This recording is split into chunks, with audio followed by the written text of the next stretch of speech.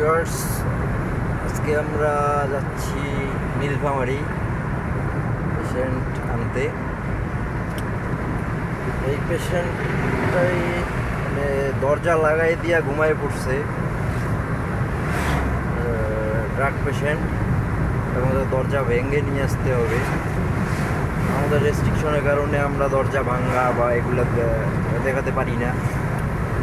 আজকে আমাদের টিমে আছে আমাদের দক্ষ গাড়ি চালক এবং আমাদের কাজের সঙ্গী আনোয়ার ভাই এবং শাইনুর ভাই, সাথে আছে আরমান, বিপ্লব, আমি।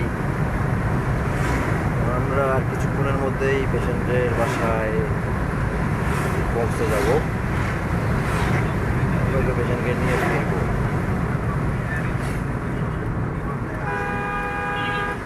আজকে রাস্তায় প্রচুর ধুলাবালি আর অতিরিক্ত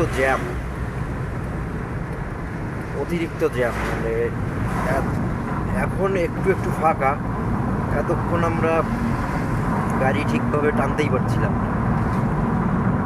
তারপরেও আমাদের ড্রাইভার সাহেব কৌশলে আমাদেরকে অনেকটা পথ এগিয়ে দিয়েছেন, ভাইকে ধন্যবাদ।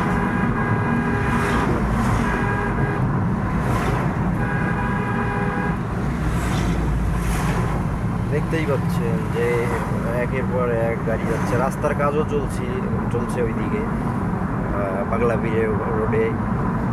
তো মাঝখানে ব্যারিকেড দিচ্ছে, রাস্তা না বাড়ায় ব্যারিকেড দিচ্ছে, এই কারণে আরও জ্যামটা বেশি। তো আজকে অন্যান্য দিনের থেকে প্রচুর গাড়ি যাওয়া আসা। সব দেখছেন যে মালবাহী ট্রাক, কাভার ভ্যান এবং আদার্স মোটর সাইকেল, অটো, রিক্সা, এগুলো তো আছেই। আর কুয়াশার মতো শুধু ধুলা। আমাদের গায়ে ময়লা টয়লা হয়ে আমরা শেষ হয়ে গেছি একদম, এত ধুলা বালু।